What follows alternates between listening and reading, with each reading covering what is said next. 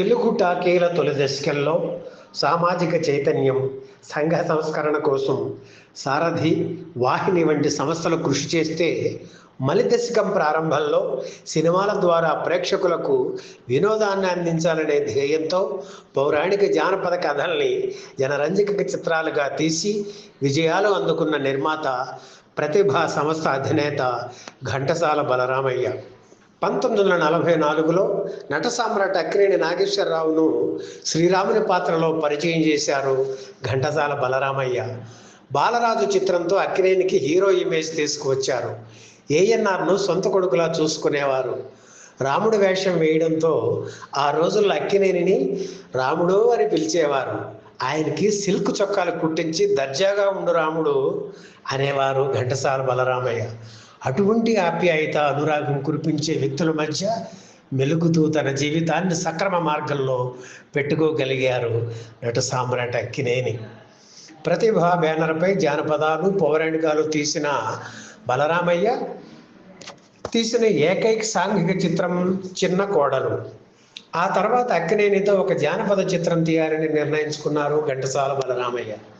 ఆ రోజుల్లో ప్రతిభా సంస్థలో టీవీఎస్ శివరామ శాస్త్రి జనరల్ మేనేజర్గా ఉండేవారు. తదనంతర కాలంలో ఆయనే ప్రతిభా శాస్త్రిగా పేరు పొందారు. ఆయన హూ వాజ్ ఎ థీఫ్ అనే ఆంగ్ల సినిమా కథ గురించి ఒకరోజు బలరామయ్యకి చెప్పారు. ఆ సినిమా కథ ఆధారంగా ఓ కథ అల్లి మల్లాది రామకృష్ణ శాస్త్రితో స్క్రిప్ట్ తయారు చేయించారు ఘంటసాల బలరామయ్య. పాటలు కూడా మల్లాది వారే రాశారు. అశ్వత్థామ సంగీత దర్శకత్వంలో 2 పాటలు రికార్డు చేయించారు. ఒకరోజు ఉదయం అక్కినేనిని పిలిపించి రేచుక్క సినిమా గురించి చెప్పారు. ఆ సమయంలో అక్కినేని చాలా బిజీగా ఉన్నారు. 1953 నాటి మాట ఇది. చేతిలో 6-7 సినిమాలు ఉన్నాయి. అందుకే రేచుక్క సినిమాకు డేట్స్ ఇవ్వడానికి కాస్త సంకోచించారు అక్కినేని. వెంటనే డేట్స్ ఇవ్వలేనని, కొన్ని రోజులు ఆగితే ఇస్తానని మెల్లిగా బలరామయ్యకు చెప్పారు అక్కినేని. తను పరిచయం చేసిన హీరో నుంచి అటువంటి సమాధానం వచ్చేసరికి బలరామయ్య అహం దెబ్బతిన్నది.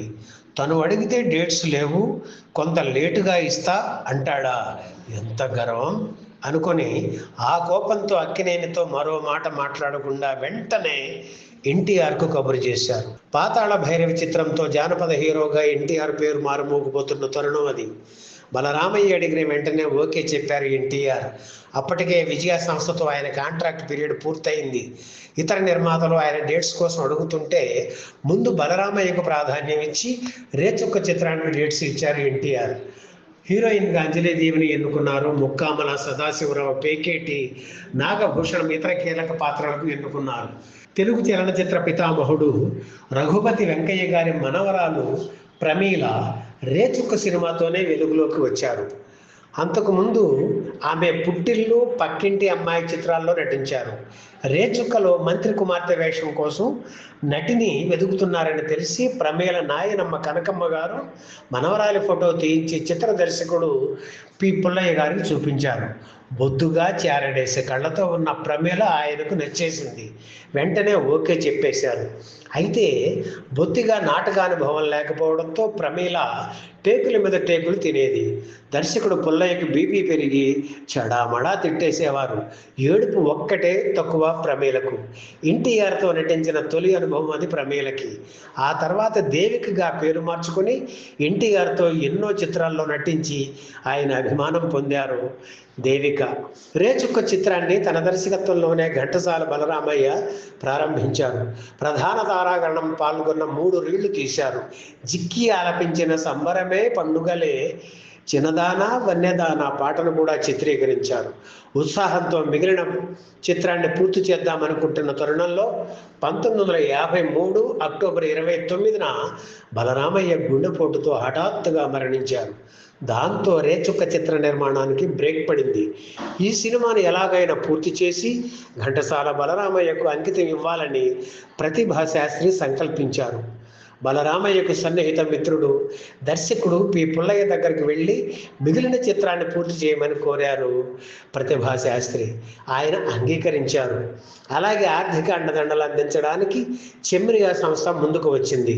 ఎన్టీఆర్, అంజలీదేవి సహా నటీనటులందరూ, సాంకేతిక నిపుణులు సినిమా పూర్తయ్యి విడుదలకు ముందు మాత్రమే పారితోషికాలు తీసుకుంటామని లెటర్స్ రాసి ఇవ్వడం విశేషం.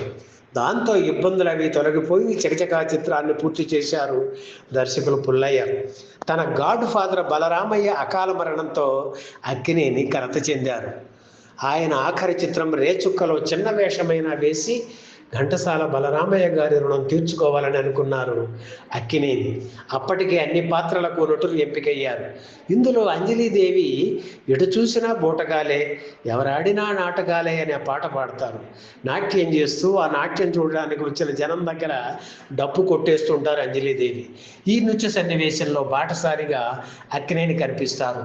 ఈ పాటలోనే బాగా చుట్టావు, పగిడి పెట్టావు, వేషం కట్టావు, మీసం మెలేశావు, దొరకొడుక అడవుల్లో పులికి ఆకలేసి నీ మీదకు దుముకితే నిలబడతావా, కలబడతావా, లాలించి లంచం పెడతావా అంటూ అంజలీదేవి అక్కినేని మాటల్లో పెట్టి ఆయన దగ్గరున్న సొమ్ము సంచి కాజేస్తారు. అక్కడే ఉన్న ఎన్టీఆర్ కల్పించుకొని ఆ సొమ్ము తిరిగి అక్కినేనికి ఇప్పిస్తారు. సినిమాలో అక్కినేని పాత్ర ఇంతవరకే. ఎన్టీఆర్తో ఆయన కలిసి నటించిన 3వ సినిమా రేచుక్క. ఈ చిత్రంలో నటించినందుకు ఎన్టీఆర్ పారితోషికంగా 15,000 రూపాయలు సినిమా విడుదలకు ముందు తీసుకున్నారు. కేవలం 40 రోజుల్లో రేచుక్క చిత్రం పూర్తి కావడం వెనుక ప్రతిభా శాస్త్రి ప్రతిభ, పంపిణీదారుడు సుందర్లాల్ నహతా ఆర్థిక అండదండలు ఉన్నాయి. అన్ని కార్యక్రమాలు పూర్తి చేసి 1955 మార్చి 25న రేచుక్క చిత్రాన్ని విడుదల చేశారు. ఉగాది సందర్భంగా విడుదలైన రేచుక్క చిత్రానికి మంచి టాక్ వచ్చింది. ప్రేక్షకుల ఆదరణతో 3 కేంద్రాల్లో 100 రోజులు ఆడింది. బలరామయ్య పెద్ద కుమారుడు కృష్ణమూర్తి, సుందర్లాల్ నహతా సహకారంతో విజయవాడలో 100 రోజుల పండుగ నిర్వహించారు.